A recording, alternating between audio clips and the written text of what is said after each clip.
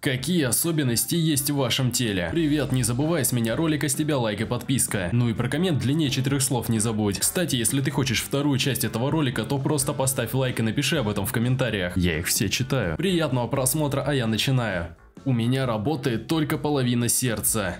Я произвожу слишком много кальция. На самом деле так много, что у меня никогда не было сломанных костей, и я никогда не терял ни одного зуба. Мой дантист говорит, что мои зубы одни из самых сложных, над которыми он когда-либо работал, и что они должны быть у меня даже в последние годы моей жизни. К вашему сведению, моей бабушке 98 лет, и у нее до сих пор все зубы. При этом весь этот лишний кальций откладывается в моей левой почке. Каждый год, как часы, я просыпаюсь с самой сильной, мучительной болью, которую когда-либо мог испытать. Я посещаю скорую помощь, иногда я выхожу, но иногда мне приходится находиться в реанимации. Но как только этот кальцинированный кусок дерьма покидает мое тело, это еще 3-7 дней тревожной боли. Я выращиваю опухоли. 3 из них находятся в моем мозгу прямо сейчас, но 2 из них, надеюсь, облучили, и они не могут навредить мне. Одна длиной 5 сантиметров была прикреплена к моему спинному мозгу кровеносными сосудами. Ее облучили пару месяцев назад, а другая размером с миндаль без скорлупы вошел в мою нижнюю часть позвоночника до такой степени, что стал неработоспособной. У меня всего 3 менструации в год. Одна сторона моей челюсти не открывается полностью, как другая, как будто она застряла. Если вы действительно обращаете внимание, когда я полностью открываю рот, это почти как моя челюсть опускается по диагонали, потому что одна сторона не опускается так низко. Единственная проблема, которую это вызывает, это когда я чищу зубы, и какое-то время вынужден держать рот открытым. Это становится действительно неудобно и вызывает судороги. Мой дантист говорит, что мне не повезло, у меня просто фиговая челюсть. У меня нет женских репродуктивных органов. У меня была серьезная болезнь, и мне пришлось удалить их. Шейки матки тоже нет, зато без боли и без риска беременности. Неудачное обрезание. Часть кожи моего стержня срослась с головкой моего дружка. Получается кожаный мешок шириной около 3 мм с небольшим туннелем под ним. Думал, что это есть у всех, пока мне не исполнилось 18 лет. Я спросил своего приятеля, вкладывал ли он когда-нибудь свой мешочек, и делал вид, будто это пирсинг. Он просто смотрел на меня и ничего не говорил. Время от времени я чувствую подергивание или пульс внутренних органов, и это очень меня беспокоит. Мне нет и 30, а волосы уже почти все седые. Это отстой, если только я не наткнусь на женщину, у которой есть фетиш на пожилых мужчин. У меня ПОТ – синдром постуральной ортостатической тахикардии, что является проблемой с кровотоком, поэтому примерно в одном из 4 случаев, когда я встаю, я теряю зрение на 10 секунд. Хорошо, поехали. Мне любопытно посмотреть, сможет ли это сделать кто-нибудь еще. Я могу ковырять в носу изнутри рта языком. Я перерезал сухожилие под языком, когда был молод, а потом исследовал заднюю часть горла языком, чтобы найти там лоскут кожи. Через некоторое время я пробрался туда. Я все время избавляюсь от соплей таким способом и с тех пор дышу лучше. Чего? У меня в ушах шум, и он позволяет мне слышать более высокие частоты, чем другие люди. Я могу сдвинуть вену на руке с помощью кости. Это очень странно. Мои соски становятся твердыми, когда я ем сыр чеддер. Изменено. Я не могу поверить, что это происходит и с другими людьми. Мы должны начать сообщество людей с эрекцией сосков, вызванным сыром.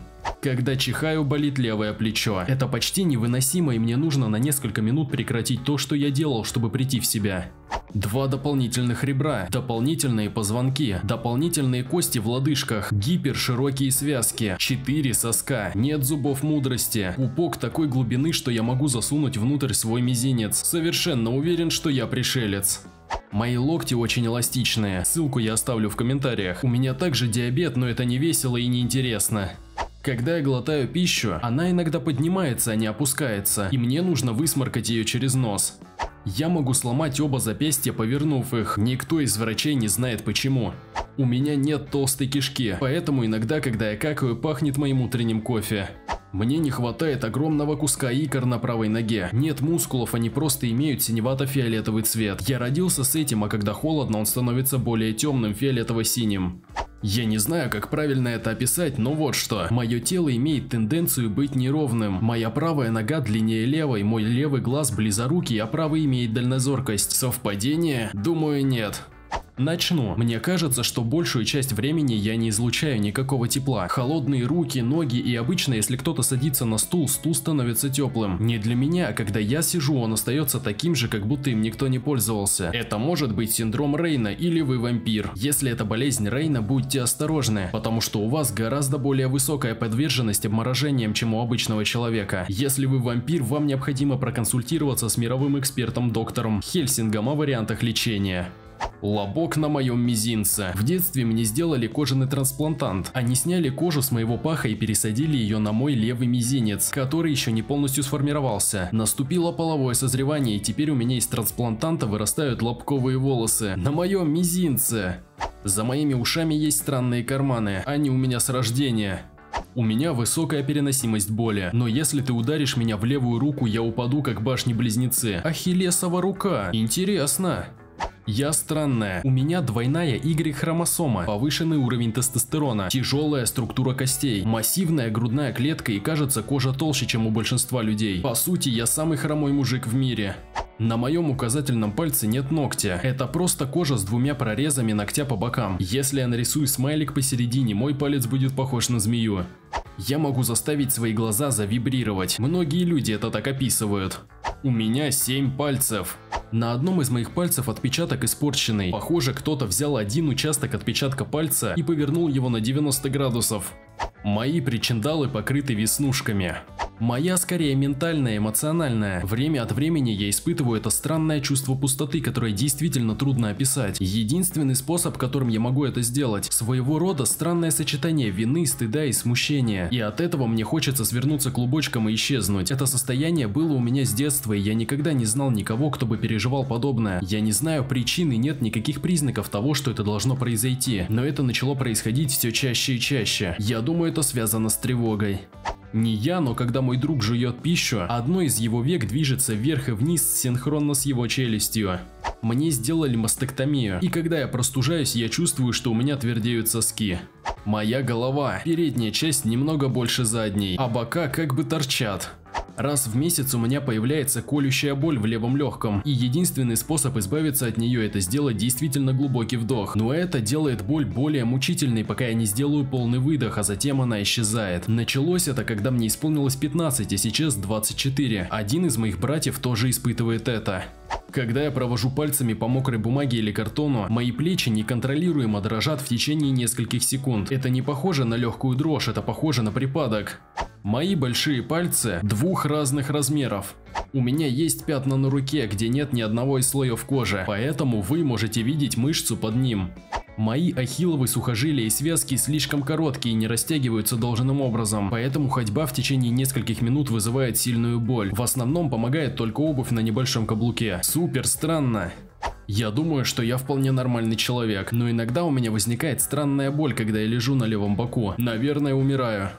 Мой мизинец правой руки делает смехотворно мощный удар. Он блокируется, а затем отпускается, чрезвычайно быстро ускоряясь. Я могу колоть орехи, разбивая их мизинцем, и могу ставить людям синяки. Ни один из моих других пальцев не делает этого, и никто из тех, кого я когда-либо встречал, не может этого сделать. Видео доказательство. Оно тоже будет в прикрепленном комментарии. Я всегда хорошо вижу, даже в полной темноте. Что-то вроде странного наложения на все. У меня аллергия на серебро, и мои волосы изменили цвет. Я родился без зубов мудрости. Мне не хватает части моей локтевой кости, где она соединяется с моим запястьем. Только с правой стороны. Мы узнали это, когда несколько недель назад я сломал одну из маленьких костей на запястье. И это обнаружилось на рентгене. У меня аллергия на холод. Всякий раз, когда моя кожа становится слишком холодной, у меня появляются красные пятна и огромная крапивица везде, где нет тепла. Иногда болит и покалывает, но это уже не так плохо.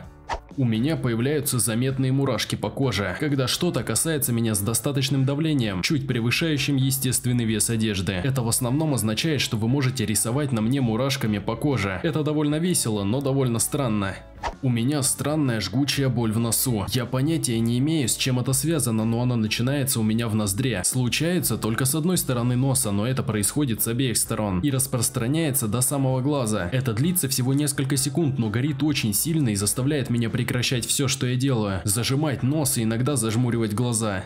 Мои уши случайным образом становятся ярко-красными и очень горячими. Иногда это одно ухо, иногда и то, и другое одновременно. Нет ничего особенного, что его провоцирует, это просто просто происходит? Я проверил симптомы и обнаружил состояние, называемое синдромом красного уха, с менее чем 100 или 150 диагностированными случаями, где-то около этого числа. У меня на лице есть пятно, и если я надавлю на него, то чувствую боль. Оно было там много лет. Доктора понятия не имеют, что это. Передняя часть моего черепа сформировалась раньше, чем должна была, и поэтому у меня на лбу небольшой рог. Его не видно, пока вы не нащупаете.